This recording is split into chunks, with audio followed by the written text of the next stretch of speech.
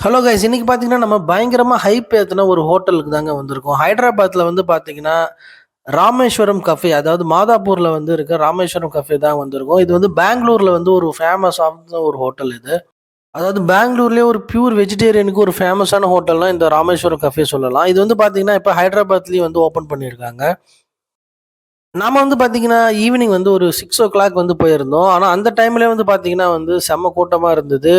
ஃபுல்லாவே வந்து இங்க வந்து செல்ஃப் சர்வீஸ் தான். நம்ம அமௌண்ட் வந்து பே பண்ணிட்டு நம்மளே தான் வாங்கணும். சர்வர்ஸ்லாம் யாரும் இருக்க மாட்டாங்க. எங்களோட இந்த ஆம்பியன்ஸ்லாம் வந்து பார்த்தீங்கன்னா, அப்படியே ஒரு கோயில் செட்டப்ல தான் இருந்தது. அப்பப்ப இருக்க அப்டேட்டட் மெனு வந்து இந்த டிவி, இந்த ஸ்க்ரீன்ல வந்து ஓடிட்டே இருக்கும். வெஜிடேரியன்ல டிஃபன் ஐட்டம்ஸ்ல இவங்க கிட்ட இல்லாத டிஷ்ஷஸே இல்ல. அதாவது நெறைய புது புது டிஷ்ஷஸ்லாம் இருக்கு. நீர் தோசை, அக்கா பரோட்டா, பொடி இட்லி, கீ பொடி தோசை, உப்மா தோசை, மலபார் பரோட்டா, பூரி, பொங்கல், குழி பணியாரம், இடியாப்பம், கார புதினா தோசை, கொத்தமல்லி தோசை, அந்த மாரி வந்து லிஸ்ட் வந்து நெறைய சொல்லிட்டே போலாம். இவங்க கிட்ட வந்து மெனு கார்ட்லாம் கிடையாது. ஸ்க்ரீன்ல வந்து ப்ளே ஆகும். நாம வந்து கவுண்டர்ல வந்து டோக்கன் வாங்கிட்டு போய் குடுத்துறலாம். அப்படி இல்லன்னா அங்கேயே ஸ்க்ரீன் இருக்கும். அதுல நம்ம என்ன வேணுமோ மெனு செலக்ட் பண்ணிட்டு நம்ம அந்த ஸ்க்ரீன்லயே கூட பே பண்ணி அவங்க கிட்ட போய் குடுக்கலாம். எல்லா டிஷ்ஷுக்கு வந்து பார்த்தீங்கன்னா, ஒரு 5 டூ 10 மினிட்ஸ் வந்து வெயிட் பண்ற மாரி இருக்கும். ஏன்னா அவங்க கேட்டதுமே வந்து ஃப்ரெஷ்ஷா வந்து நமக்காக போட்டு குடுக்குறாங்க.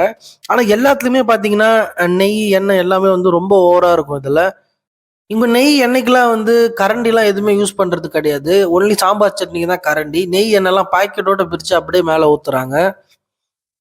ஒரு எக்ஸாம்பிளுக்கு இந்த இட்லி பாருங்க. நம்ம இட்லினா ஆயில் இல்லாத ஃபுட்டுன்னு சொல்லிட்டு தான் நம்ம சாப்பிடுவோம். ஆனா அந்த இட்லிலே வந்து அவ்வளோ ஆயில் வந்து மிதங்கிட்டு இருக்கு பொடியோட போட்டு.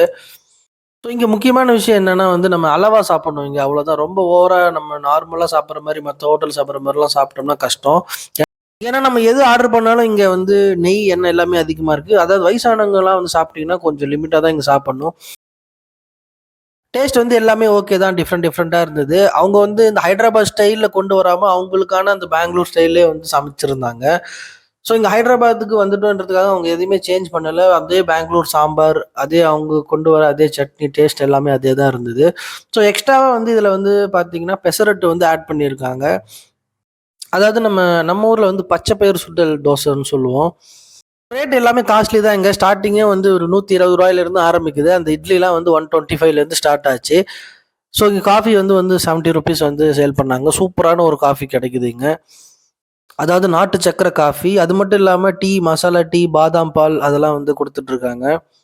நம்ம வாங்குன இந்த நாட்டு சர்க்கரை காஃபி வந்து எனக்கு உண்மையிலேயே புடிச்சிருந்தது. நீங்க கண்டிப்பா ஹைதராபாத் இல்லன்னா பெங்களூர் போனீங்கன்னா இந்த ஹோட்டல்ல ட்ரை பண்ணி பாருங்க. நம்ம சேனல வந்து மறக்காம சப்ஸ்கிரைப் பண்ணிக்கோங்க. Thank you.